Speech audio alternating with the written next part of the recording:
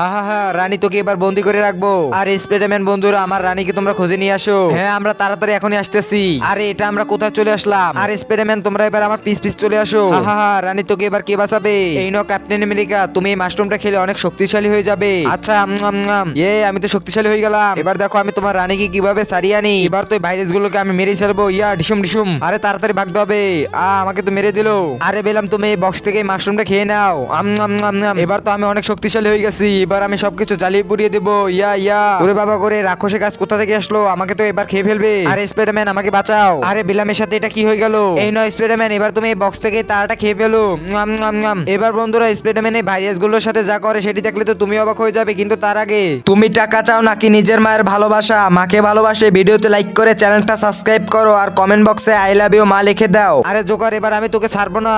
এই নে ডিসুম ডিসুম। আজকে জোকার তুই আমার হাতে শেষ হয়ে যাবি। ওরে বাবা করে, স্পাইডারম্যান তো আমাকে মেরেই ফেললো। Thank you Spiderman.